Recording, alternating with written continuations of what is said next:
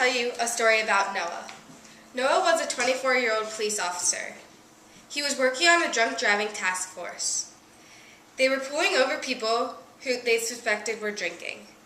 As he was leaving his police cruiser to approach a car he pulled over, he was hit by a car. It was later determined that the person who hit him was drunk behind the wheel. Can you believe this? How ironic that a police officer who was working to keep our streets safe from drunk drivers was hit and killed by a drunk driver. According to Mothers Against Drunk Driving, every day in America, another 27 people die as a result of drinking and driving. Driving under the influence increases the chance of a collision. Alcohol will impair your ability to operate a motor vehicle. Because of this tragic loss of a police officer, a new law was passed called Noah's Law. This law requires that all drunk driver offenders blow into a breathalyzer before being able to start their vehicles.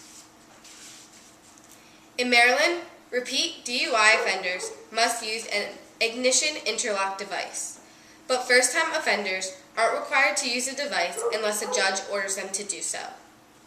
Noah's Law will change this.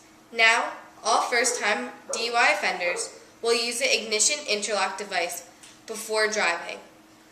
The organization Mothers Against Drunk Driving states that ignition interlock technology has stopped 1.7 million drunken drivers across the country. Another irony in this situation is that 1 week before he was killed, Noah complained to his dad that Maryland's drunk driving laws weren't strong enough. Drunk driving will not go away, but it needs to be stopped. We need stricter laws, ignition technology, and more awareness. We also need to speak up and intervene if we think someone impaired is getting behind the wheel. Like I mentioned earlier, 27 people die every day in drunk driving accidents. This could be you, me, or any of our loved ones. They could be the innocent driver who gets hit by a drunk driver. Let me tell you another story that happened in my community. Sam Ellis just graduated from high school. He was a star quarterback with a full-ride college scholarship to play football. He went to an underage drinking party. He decided that he was going to drive home even though he had been drinking. His friends Alex and Calvin got into the car with him. With impaired judgment from the alcohol and trying to be funny, Sam thought that if he went fast enough, he would avoid getting a speeding ticket from a camera. He was going at least 95 on a 25-mile-per-hour road. The roadway was dark and curvy. The car hit a tree and landed on its side in a neighbor's driveway. Alex and Calvin died immediately because the back of the car was detached from the front. Recently, Sam Ellis pled guilty to 2 counts of vehicular manslaughter, homicide by motor vehicle, and another count for life-threatening injuries while operating a motor vehicle intoxicated. He will spend the next 4 years behind bars, then will be required to complete 500 hours of community service and speak at high schools about drinking and driving. His dreams of playing football are now gone. Alex and Calvin were innocent victims in this tragedy. Again, we need to speak up if someone is impaired. Allegedly, the father at the home of where the underage drinking party took place knew the teens were drinking. He saw many people walk in with cases of beer. Later, he saw the teens leaving the party knowing that they were drinking and did not question if they were okay to drive or not. The parents of Alex and Calvin are pushing for a law to be passed called Alex and Calvin's Law. Currently in Maryland, it is illegal for adults to give alcohol to anyone under 21 or allow it to be consumed by underage people in their homes. Most parents know this but choose to ignore it. Violating this law carries a maximum penalty of $2,500 fine for each count, but no possible jail time. Alex and Calvin's Law aims to change this. Now, if you break the law, you will face jail time for up to a year and a $5,000 fine for first offense, and up to 2 years in prison and a $7,500 fine for a second violation.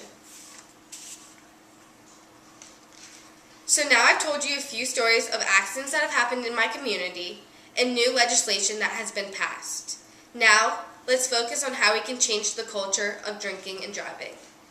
There's a national organization called Mothers Against Drunk Driving, or MADD. Mothers Against Drunk Driving was founded in 1980 by a mother whose daughter was killed by a drunk driver. It is now the nation's largest, most influential, and widely supported nonprofit organization.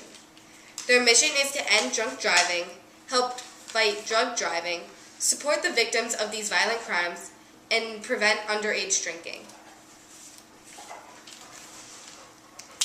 Another organization is Students Against Destructive Decisions, or SAD. It was founded in 1981, and it was called Students Against Drunk Driving. In 1997, it was changed to Students Against Destructive Decisions. It now highlights prevention of all destructive behaviors and attitudes that are harmful to young people. This includes traffic safety, substance abuse, and issues dealing with personal health and safety. Both of these organizations aim to end drunk driving and increase awareness. In conclusion, I've shared a few sad stories with you. I've told you about new legislation in Maryland, and I have identified 2 organizations that are influential in fighting drunk driving. Now, I challenge you to act so that drunk driving fatalities continue to decrease. Support your family and friends. If you think they are impaired, speak up and don't let them get behind the wheel. Get involved in MADD or SAD organizations in your community. And lastly, if you've been drinking, make the right choice and don't get behind the wheel. At this point in our lives, we all have bright futures ahead of us. Don't let a moment of poor judgment ruin that for you. Sam Ellis, in the story I told you about earlier, is getting ready to go to jail next month.